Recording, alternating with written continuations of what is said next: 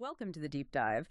Today we're tackling a tool that's really important for making sense of data in Kenya and, well, everywhere. SPSS, Statistical Package for the Social Sciences. That's right. And we've got a good look here at how it's actually being used on the ground in Kenya. Yeah, exactly. SPSS isn't just, some abstract thing. Yeah. Key places in Kenya are using it actively. Think Strathmore University, University of Nairobi. They use it for research. Yeah. And the Kenya National Bureau of Statistics, KNBS.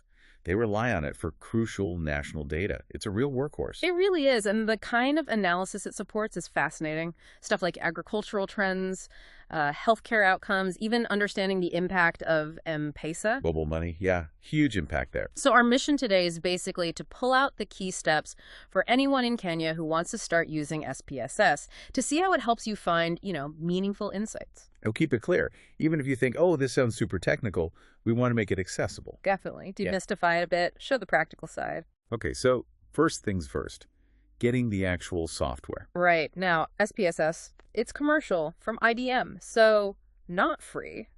But the information we have points out that students often can get discounted licenses through their universities in Kenya. Which is a fantastic help, a really good resource if you're studying. And if that's not an option? Well, for basic stuff, there's PSPP. It's a free open source alternative.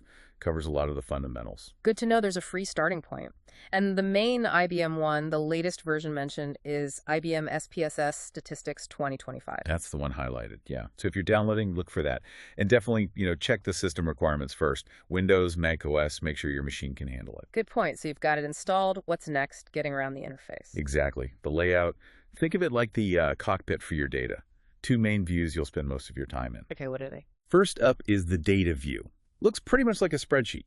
Your rows are your cases, maybe survey respondents, maybe farms, whatever your unit is. Columns are the variables, things like county, income, crop type. Got it. The raw information table and the second. That's the variable view. This is where you define what those columns actually mean. You tell SPSS, okay, this column is numbers numeric or this one is text string. Defining the data types. Right. And crucially, you add labels. So if your gender column just has ones and twos, here you say 1 equals male, 2 equals female. Makes everything much easier to read later. That labeling sounds essential, especially with bigger data sets. Okay, software installed, we know the basic layout. How do we get our actual Kenyan data into SPSS? Good question. The next step. So common data sources in Kenya. You might have Excel files, CSV files, maybe from KNBS downloads, perhaps academic survey data. Or those mobile collection tools. Exactly, like Survey CTO. Widely used. So importing. It's usually file open data and just find your file. Seems straightforward enough. Mostly, yes. But here's a key detail, especially working with local languages. Encoding. Encoding. Yeah. If your data has Swahili text or other local languages, you need to make sure SPSS reads it correctly. Set the encoding to UTF-8 when you import. UTF-8. Okay. Why is that important? Think of it like the character language the computer uses. UTF-8 understands Swahili characters properly. If you don't set it right, those characters might show up as weird symbols or question marks. Gibberish, basically. Okay. Crucial tip for anyone with Swahili data. So data's in, but it's rarely perfect, right? Cleaning time. Cleaning time, absolutely. It's fundamental. Two big things pop up often. Missing values and recoding variables. Missing values, like gaps in survey responses. Exactly. Maybe someone didn't answer a question on a health survey. Right. SPSS has tools for this. Transform replace missing values is one option. You choose how to fill the gap, maybe with the average, maybe something else. Depends on your data. Right, you can't just guess. And recoding, why do that? Sometimes the data isn't in the best format for analysis, like yes, no answers. For stats, you often want numbers, maybe 1 for yes, 0, or 2 for no. Makes sense. So you use transform recode into different variables. It creates a new variable with the numeric codes, keeping your original data safe. Okay, good practice. So imported, cleaned.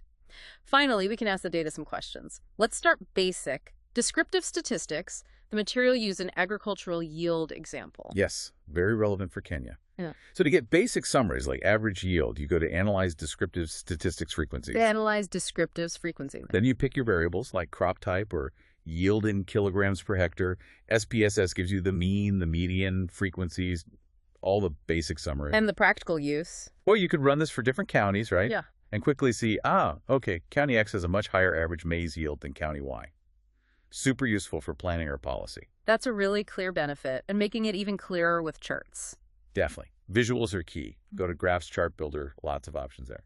Like a bar chart. Yeah, bar chart showing maize production by county, for example. Makes comparing regions really easy just at a glance. Visuals tell the story. Okay, moving beyond basics.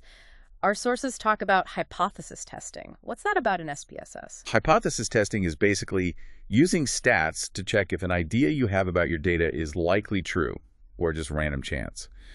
Two common tests mentioned are t-tests and chi-square. T-tests. They compare the average value, the mean, between two different groups.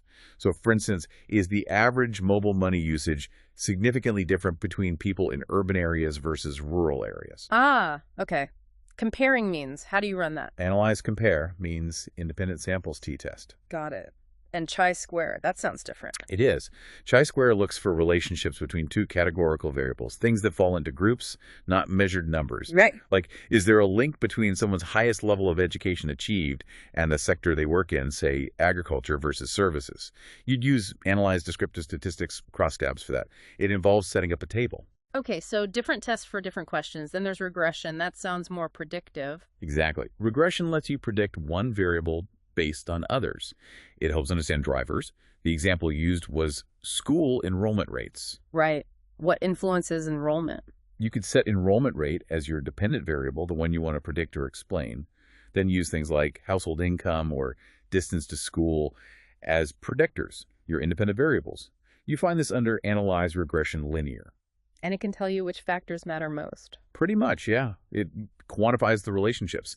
The sources mention findings like, a longer distance to school having a significant negative impact on enrollment, sometimes even more than you'd expect based on income alone. Wow. So SPSS helps you dig into those drivers, but running the test isn't the end, right? You get output numbers. Absolutely. Interpretation is crucial. You get tables, stats, focus on things like p-values and coefficients. P-values tell you if it's statistically significant. Right. If it's likely a real effect, not just chance. Usually a p-value less than 0.05 is the benchmark. Means less than a 5% chance the result is random. And coefficients. They tell you the size and direction of the effect, like in the regression example. A 1 kilometer increase in school distance reduces enrollment by 10%. That 10% is derived from the coefficient. And if the p-value for that coefficient was, say, 0.01, that's less than 0.05, so it's significant, a real relationship. Exactly. A clear, actionable finding. But you can't just take the number in isolation. No, definitely not. Context is everything. You have to relate it back to the Kenyan context, that school distance finding. You need to think about free primary education, maybe regional infrastructure issues.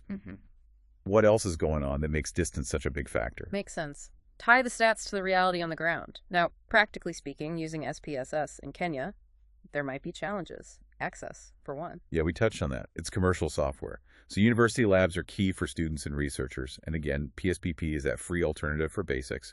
What about power cuts? That can be a real issue. Oh, absolutely. The advice is simple but vital.